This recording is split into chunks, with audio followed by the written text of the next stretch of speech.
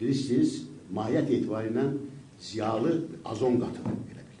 Xalqla, bütün şirkətləri qoyulan qırağa, xalqla hakimiyyət arasında bir azon qatı. O azon qatı bilirsiniz də, günəşlə yerin arasında da, əgər azon qatı balaca çat verirsə, bizdə həyat verən günəş özü öldürücü ola bilər. Var o günəş həmin azon qatında bir çatlar əmələ gəlsin. Təəssüf çox çatlar oldu, bilirsiniz, və həmişə gücün, haqqın yox gücün yanında durmağa öyrənmək, o çox, mənə gəlir ki, əxlaqa biraz zidd cəhətdir.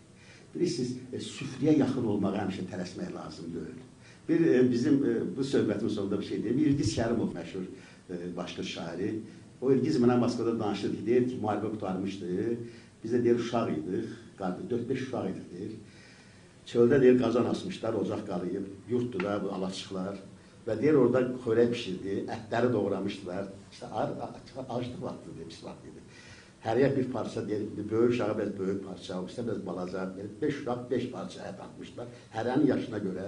Amma deyir, diyeti qorxucu daxmidən qarışıq düşər. Deyir, hərə öz ətinə bir öz parçası yoxdur. Hətta bir sap bağlamışdı, durmuşdu qazanın qırağında, əlimizdə sap, hər kəs öz orada şişən ətinə keşin çəkildi. Mən istəyərəm ki, Azərbaycan ziyalısı belə olmasın. Yəni, haradasa o qazandakı ipindən yapışır.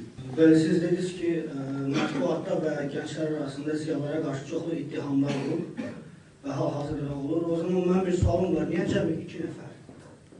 Ramiz Rövşən bir də, Rüstəm İbrahimov belə bir cəhd irəli gəldi və bizlə belə danışmağa başladı ki, ziyalılar Azərbaycanda mövcuddular və onlar nəsə eləməyə çalışırlar və cəmi 2 nəfər.